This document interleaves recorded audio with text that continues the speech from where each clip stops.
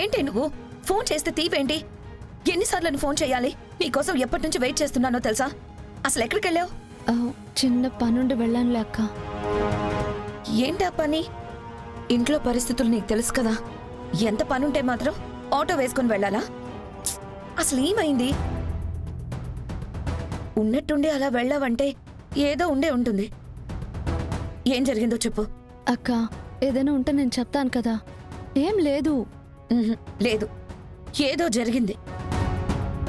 ఇప్పుడు అక్కకి ఇంటి దగ్గర విషయం చెప్తే బాధపడుతుంది. ఇంటి దగ్గర ఇబ్బందులు తీర్చడానికి నేనున్నాను కదా. మళ్ళీ అక్కకి చెప్పి బాధ పెట్టడం ఎందుకు?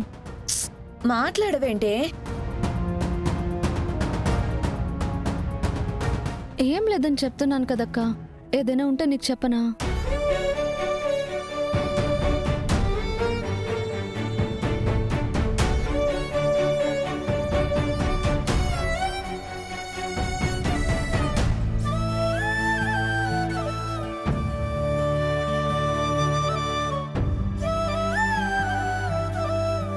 ఇగో పాపా, నువ్వు యాడికి పోయినావో ఎందుకు పోయినావో నాకు అర్థమై ఉండదులే.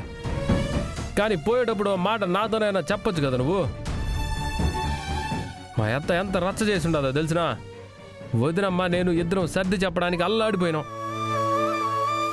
మొత్తానికి ఎట్నో మా పులి దాకా పోకుండా ఆపేసినాం. కానీ నువ్వేదన్నా చేసినావంటే దానికి ఒక కారణం ఉంటుంది. అవతల వాళ్ళ ఇబ్బందుల కోసం నువ్వు కష్టపడతావు, కానీ నీకోసం నువ్వేమి చేయవని నాకు తెలుసు. ఓ మాట నాతో చెప్పేసిపోయి ఉంటే ఇంట్లో నేను కవర్ చేసేవాడిని కదా.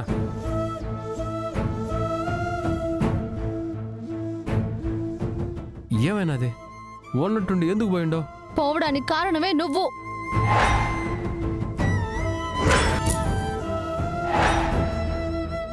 ఎందుకు పోయానని అడుగుతున్నావుగా.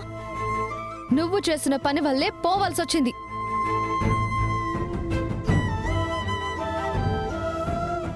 నేనేం చేసినాను? మా అన్నయ్యని మాకు లేకుండా చేశావు. ఆయన మాకు దూరం అయినప్పటి నుంచే మాకు కష్టాలన్నీ. మా అన్నయ్య మాతో ఉండుంటే మాకు సమస్యలు ఉండేవే కాదు. మా పాటికి మా బతికేదో మేము బతుకుతూ ఉండేవాళ్ళం. ఈ రోజు ఇలా బాధపడాల్సిన అవసరం వచ్చేదే కాదు. అందరం హాయిగా ఉన్నాం, ఉన్నది తిన్నాం. మాకంటూ కష్టం తెలియకుండా మా అన్నయ్య మమ్మల్ని పెంచాడు. మా అన్నయ్య మొహంలో నవ్వుని, ఆయన ప్రేమని మాకు దూరం చేశావు. నిజంగా మా అన్నయ్య ఉండుంటే మా అక్క చెల్లెలకు కానీ మా ఇంట్లో కానీ ఎలాంటి సమస్యలు రానిచ్చేవాడు కాదు. ఒకవేళ వచ్చినా ఆయన గుండెల్లో దాచిపెట్టుకుని మమ్మల్ని మాత్రం సంతోష పెట్టాలని చూసేవాడు.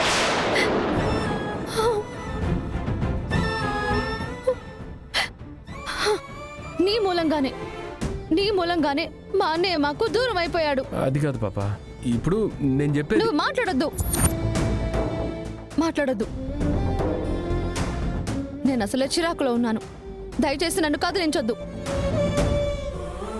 చేయాల్సిందంతా చేసావుగా, ఇంకా చేసేదేమీ లేదు. నువ్వు చేసిన దానికి మేము అనుభవించడం తప్ప నీకు కష్టాలు బాధలు ఏమీ తెలీదు. ఎలా తెలుస్తుంది? జీవితాన్ని సరదాగా తీసుకున్న మనిషివి. కన్న తండ్రి బాధపడుతుంటేనే పట్టించుకొని నీకు మా బాధ్యత ఎలా అర్థమవుతుంది?